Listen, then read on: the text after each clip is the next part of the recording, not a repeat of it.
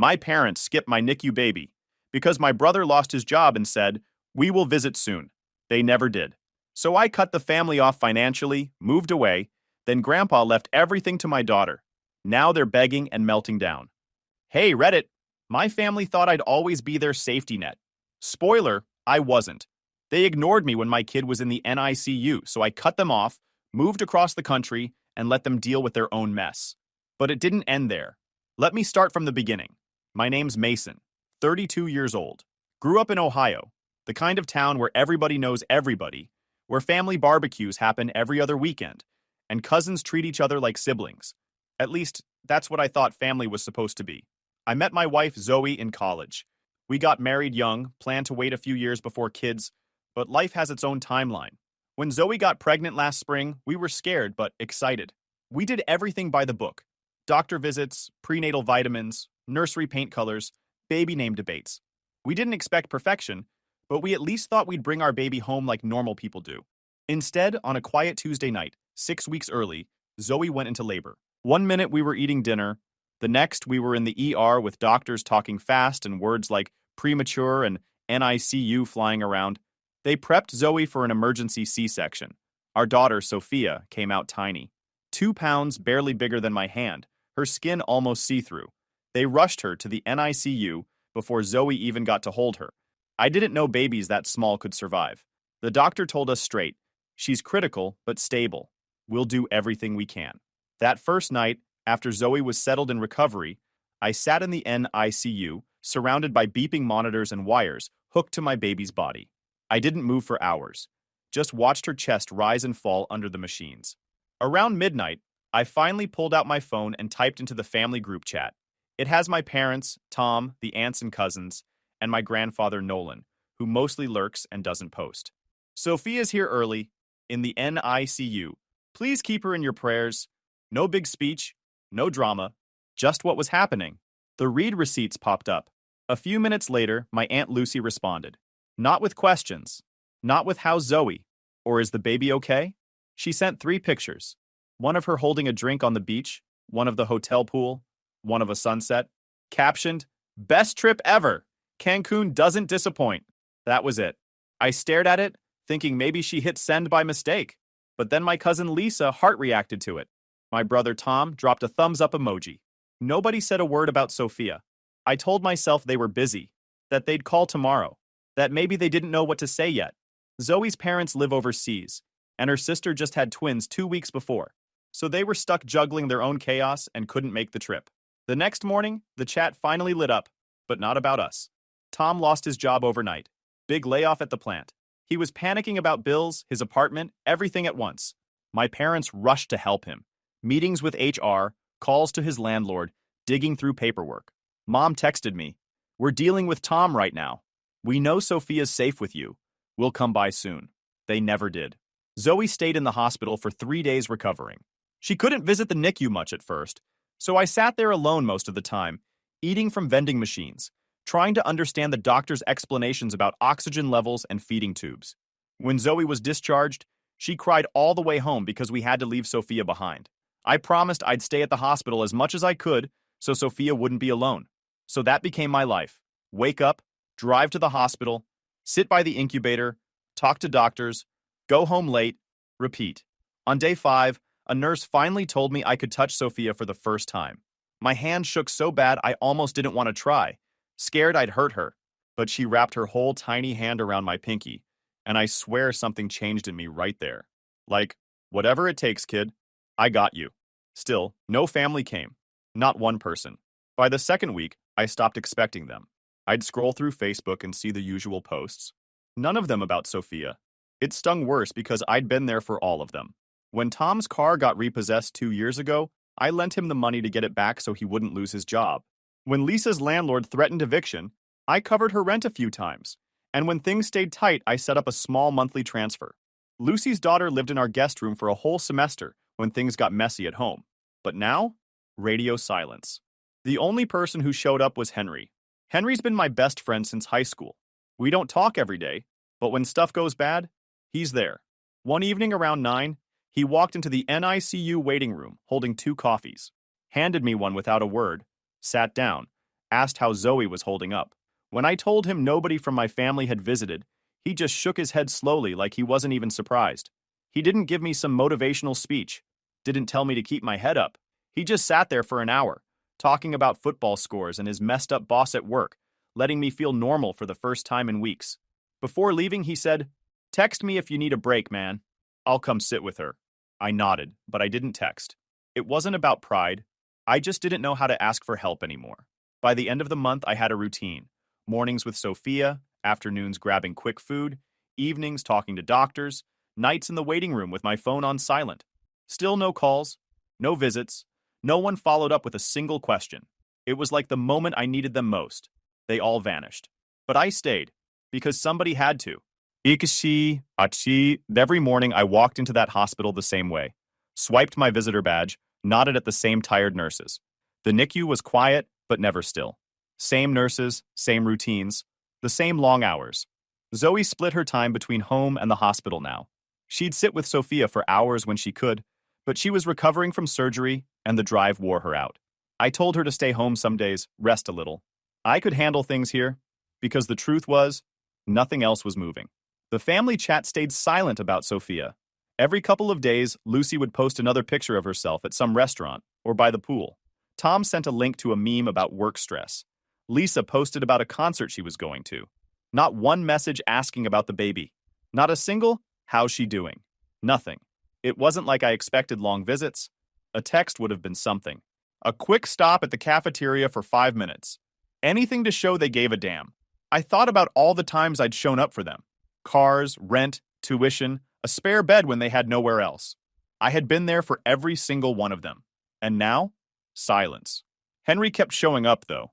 He wasn't loud about it. He didn't make promises he couldn't keep. Every 3 or 4 days, he'd swing by after work, bring a coffee or a sandwich, sit in the waiting room with me. On the rare days the nurses allowed a support visitor, they cleared him to step in for a minute. We didn't talk about anything heavy. Mostly sports, random stuff from work, stories about people we used to know in high school. It helped more than I told him. One night I asked, "Do you think they even realize how long it's been?" Henry shrugged. "Some people only show up when it's easy. That's who they are."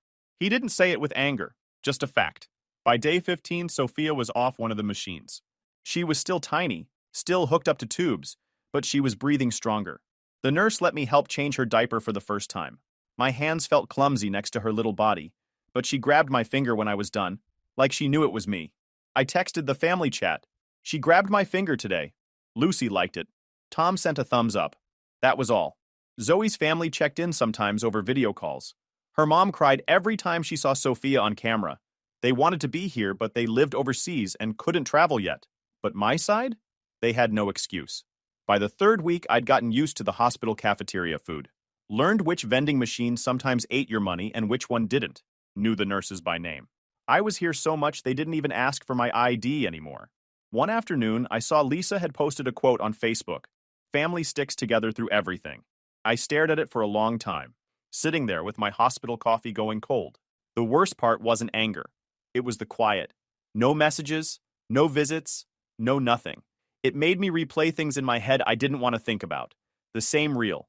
Cars, rent, debts. I had always shown up. Always. And now, when I was here every day watching my daughter fight to stay alive, they were busy posting vacation pictures and song lyrics. Henry came by again on day 23. Brought takeout this time. "Figured you needed real food," he said, setting the bag on the table. We ate in the waiting room while Sophia slept in the NICU. Henry shook his head. "Man, it's been almost a month. Still nobody?" "Nothing," I said. He leaned back in the chair. "They're not going to change. People like that never do until it's too late." I didn't answer. By day 31, Sophia was up to 3 pounds. Still tiny, but stronger. She gripped my finger tighter now. Opened her eyes longer. I took a picture of her looking straight at me, sent it to the family chat. Tom liked it. Lucy commented, "So cute." Nobody asked how she was doing. Nobody asked how we were holding up. Just silence again. That night, I sat in the waiting room with my phone face down on the table. I wasn't waiting for messages anymore. I was just there for her, because apparently that was all she had. Day 32 started like the others. I grabbed a coffee from the hospital lobby, headed straight to the NICU, checked Sophia's monitors, talked to the nurse about her oxygen levels. She was up to 3 pounds now, holding on stronger every day. That morning, she wrapped her whole hand around my thumb, wouldn't let go until the nurse came to do her checks. I took another quick picture and sent it to the family group chat. Lisa hearted it. Tom gave it a thumbs up. No one asked anything. I put the phone away and didn't bother looking at it for hours. Around lunchtime, I walked to the cafeteria, grabbed a sandwich, and sat in my usual corner. That's when I saw it. My phone screen lit up with missed calls. 52, mostly from Tom, a few from Lucy, even some from unknown numbers. Then the texts started coming through. Call me back. This is bad. Pick up. Urgent. Dad collapsed. At the hospital. I just sat there, staring at the screen. Same hospital. Same building. The place I'd been practically living in for a month while they ignored me. And now suddenly, they were here. I called Tom back. He answered on the first ring, voice shaky. Dad collapsed in the driveway. Brain bleed. Surgery's happening right now. Mom's a wreck. We need you here, Mason. I stared out the cafeteria window at the parking lot, where I saw them all rushing inside earlier. The same people who never came upstairs to the NICU. Did anyone ask about Sophia? I finally said. Tom sounded irritated. This isn't about the baby. This is Dad. You need to be here. I laughed once, sharp. I've been here 31 days, Tom. Alone. Nobody came. Not you, not Mom, not Dad, not Lucy. Now you all need me? That's not fair, Tom snapped. I lost my job. Everyone was helping me. We had a lot going on. I gripped the phone tighter. And my daughter was fighting to breathe while you all focused on your job interviews and rent bills. You think that makes it better? Mason, Mom needs you right now. No, I cut him off. Sophia needs me. I'm not leaving her. Then I hung up. 10 minutes later, Lucy texted me. You're really not coming? After everything Dad's done for you? I didn't answer. After everything he'd done for me? I was the one they called. Cars, rent, tuition, crisis after crisis. I was the one they called when things blew up. And now, when I needed them the most, they disappeared. Henry showed up that evening like he always did. Walked in carrying 2 coffees. Why is your phone blowing up? He asked, handing me one. Dad collapsed. Whole family's downstairs. Henry raised an eyebrow. And they want you there now. Yep. He sat down, shook his head slowly. Funny how fast people remember you when they need something. Tom kept calling. He left voicemails this time. Mason, please. Mom's a wreck. Another one? We can't lose him. Just come down, talk to the doctors, help us figure things out. The last one was quieter. Don't do this. We're still family. I deleted all 3 without listening twice. That night, while they were pacing the ER hallways downstairs, I sat by Sophia's incubator upstairs. The nurse told me she might be ready for bottle feeding soon. That was the first good news in weeks. I watched Sophia sleep, tiny chest rising and falling steady under the monitors. Downstairs, I imagined Tom and Lucy arguing with doctors, calling relatives, crying in the waiting room. All the people who never once came up here were suddenly tripping over each other to show they cared, but only because it was Dad. Around midnight, Tom texted again, Mom's not doing well. She's asking for you. Please, Mason. I typed back, I'm with Sophia. Same place I've been for a month. And I left it at that. By morning, I found out Dad made it through surgery. Critical condition, but alive. After a night of missed calls and guilt texts, not one of them looped me in. I overheard 2 nurses talking near the coffee machine. So, that was that. They didn't need me anymore. Not until the next crisis. Anyway, that day, Henry stopped by again. We sat in the waiting room while he handed me a bag of real food from a diner nearby. You okay? He asked. Yeah. You gonna go see him? Nope. He nodded like he expected that. Good. They made their choice. You make yours. We ate in silence for a while. Henry finally said, You know this isn't over, right? They're gonna come at you for this. Let them, I said. I'm done being the one holding everything together. And for the first time in weeks, I actually meant it. The morning after Dad's surgery, I got a text from Tom. He made it through the night. Still critical. Mom wants you to come see him. I didn't answer. Instead, I sat in the NICU next to Sophia's incubator, while the nurse explained how she was doing better on her oxygen levels. That was the only update I cared about. Around noon, Lucy sent a longer message. We all need to pull together right now. This family can't fall apart. Dad would want you here. I stared at it for a second, then put the phone down. Pull together?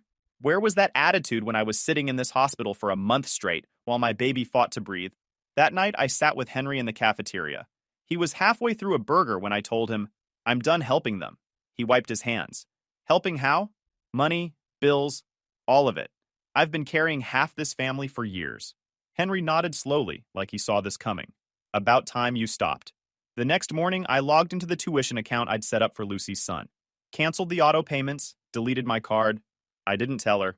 Then I opened the payment app I used to help with Lisa's rent. I removed my card. Tom had borrowed money twice in the last year for emergencies he never paid back. I froze the shared account he still had access to. By the end of the day, my phone started buzzing. Lisa. Hey, did the rent transfer fail? Just checking. Tom. Bro, the tuition thing bounced. Did you change cards? I didn't answer either one. That evening, Lucy called. I let it go to voicemail. She left a message saying, "We're all stressed right now. Maybe you didn't mean to cancel those payments. Can we talk?" I deleted it. Henry came by again with dinner. I told him what I'd done. Good, he said between bites. You've been their safety net too long. Time to let them feel what you felt sitting here alone. I nodded. Because that was exactly it. They had left me here alone for 32 days. Not a visit, not a text asking if Zoe was okay. Not even a message asking how Sophia was doing. Now suddenly it was family first because they needed something from me again. The group chat lit up that night. Lisa. Mason, this isn't like you. We're family. What's going on? Tom. You can't just cut people off with no warning. That's messed up. Lucy.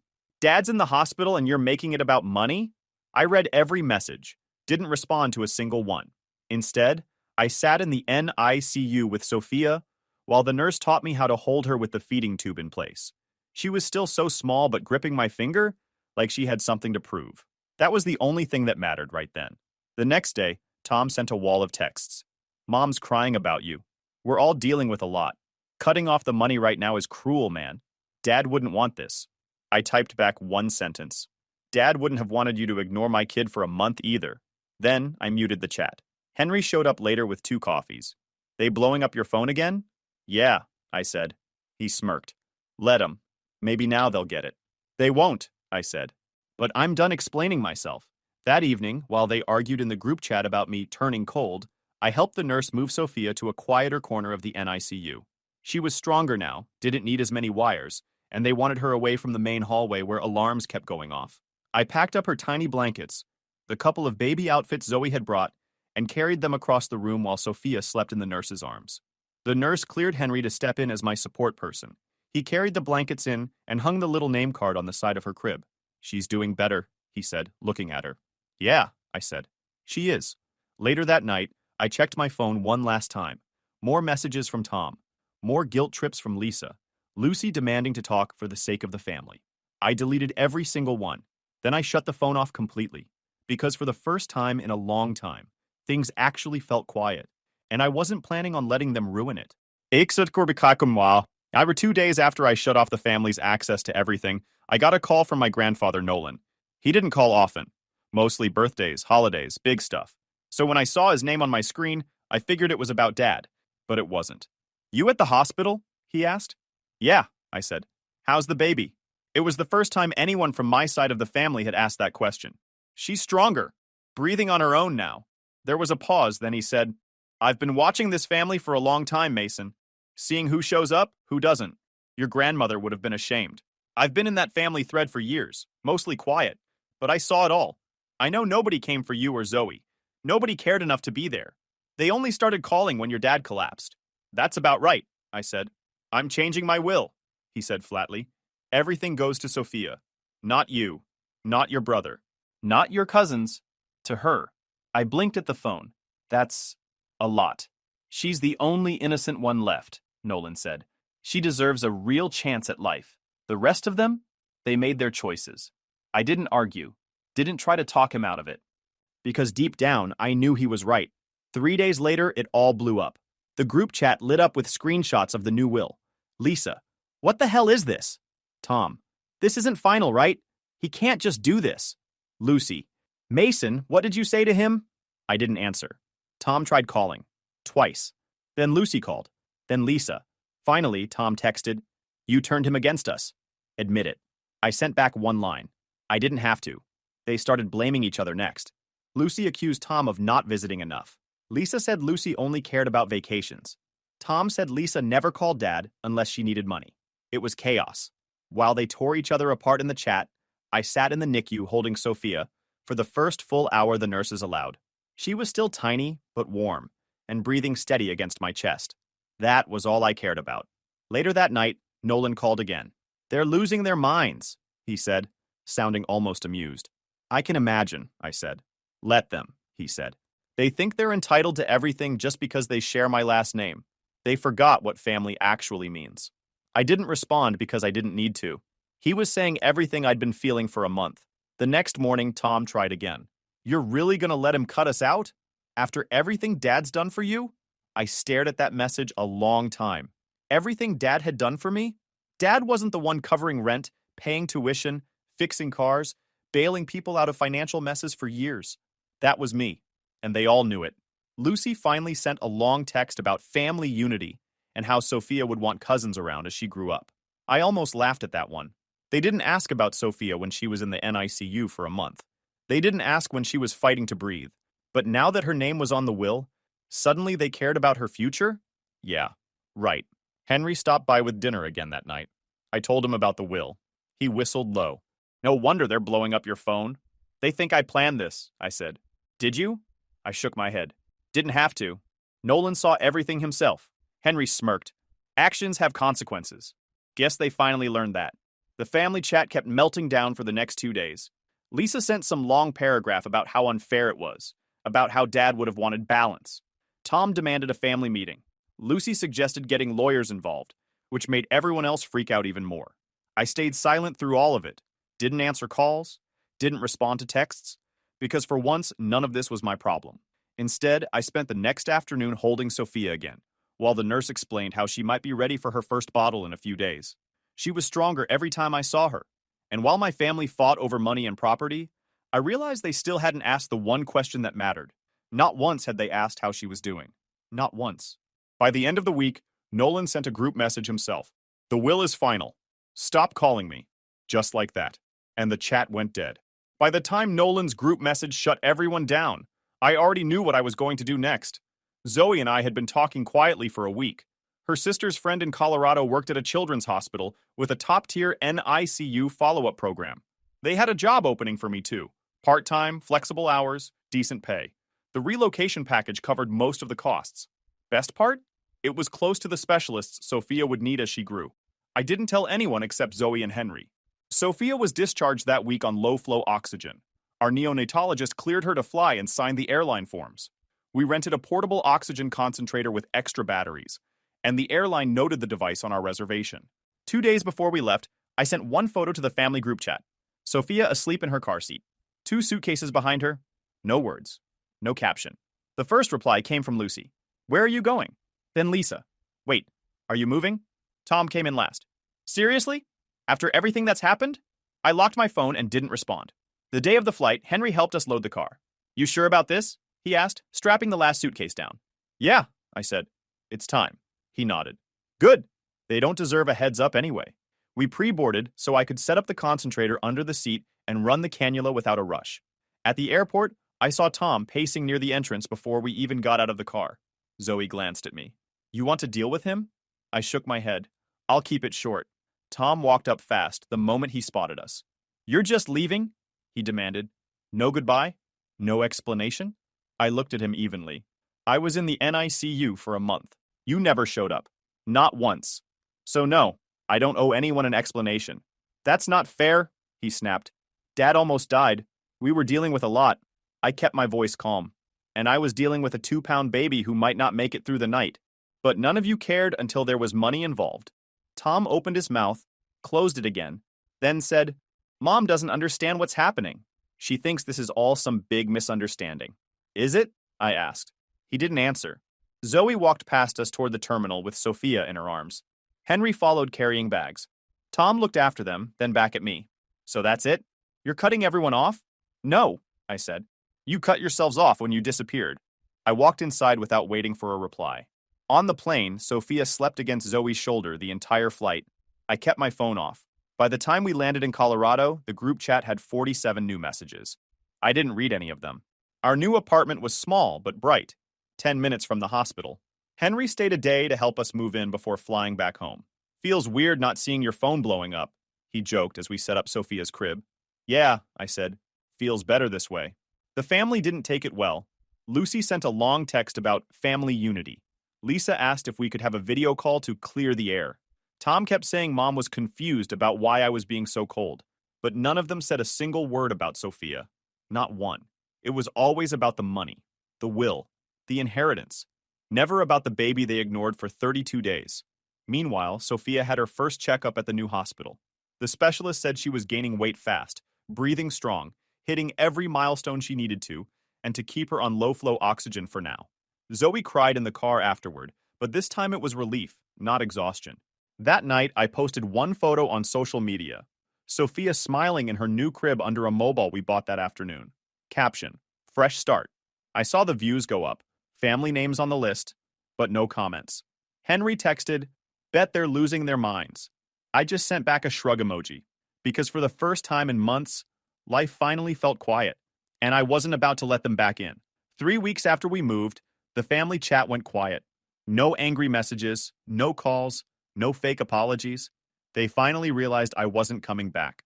Sophia had her second checkup at the new hospital. The specialist smiled after looking at her charts. She's hitting every milestone, she said. You won't need the oxygen support anymore. She's doing great. Zoe squeezed my hand under the table. I think we both exhaled for the first time in months. On the drive home, I passed a park near our apartment. Kids running, parents laughing, sun out. It felt normal. I hadn't seen normal in a long time. That night, I posted a short video of Sophia laughing at the ceiling fan in our living room. Caption: day by day. Views went up fast, family names on the list, no comments. They were watching, but staying quiet. A few days later, a letter came from Nolan. He wrote it by hand. Said he'd already moved part of Sophia's inheritance into a locked education fund under her name only. No co-signers, no family access. He wrote, they took your kindness for granted. Now they'll learn what happens when it goes somewhere else. I read it twice, folded it carefully, and put it in Sophia's baby box with her hospital bracelet. Meanwhile, the family's lives started cracking. Lisa posted online about unexpected financial stress. Tom hinted about selling his truck. Lucy wrote some dramatic post about family not helping each other like they used to. None of them reached out directly. Not after the way they vanished when we needed them most. Henry called one night. Saw Lucy's post, he said, almost laughing. They're already falling apart. Not my problem, I said. Exactly. Because it wasn't anger anymore. It was distance. And it felt better this way. A month later, I got an email from Lisa. 5 paragraphs, all carefully worded, circling around the word sorry without actually saying it. She wrote about misunderstandings and hoping to reconnect for Sophia's sake. I didn't answer. 2 weeks after that, Lucy mailed a box. Inside were baby clothes too big for Sophia and a teddy bear that smelled like perfume. Card read, for my little princess. Let's let the past go. I put the box in the hallway closet and shut the door, which meant they now had our new address. Then Tom showed up. Doorbell camera notification lit up my phone one Saturday morning. There he was, standing outside our apartment building, hands in his jacket pockets. I opened the door but didn't invite him in. He looked tired. I just wanted to see you, he said. I waited. He shifted on his feet. We miss you. I shook my head. You miss what I used to do for you. Big difference. He didn't deny it, just looked down at the ground. Finally, he said, Mom thinks this all got out of hand. She wants things back how they were. I asked, was she confused when I was sitting in a hospital for a month alone? He had nothing to say to that. I closed the door. Weeks passed. Sophia grew fast, rolled over on her own for the first time, laughed at the neighbor's dog through the window, ate her first spoonful of mashed peas, and hated it. Zoe and I started meeting people. The woman in the apartment downstairs dropped off baby clothes her daughter had outgrown. One of Zoe's co-workers invited us over for dinner. Henry came out to visit again and built a crib for Sophia in the spare room. Real support. No strings, no drama. One weekend, we drove to a cabin in the mountains. No phones, just snow, trees, and quiet. I stood on the porch holding Sophia while the sun came up over the peaks. She was bundled in a tiny jacket, wide awake, watching the light hit the snow. And I realized this was it, the life I wanted. Back home, I posted one last picture online. Sophia asleep in her crib, sunlight through the window, her little hand clutching the stuffed bunny Zoe bought in the hospital gift shop. Caption, home. Views went up again. Family names on the list. Still no comments. Nolan called that evening. He sounded tired but satisfied. They still don't get it, he said. Not my burden anymore, I told him. Good, he said. Leave the door closed. And I have. Because love isn't about blood. It's about who shows up when it counts. And when they didn't, I finally learned how to stop showing up for them too.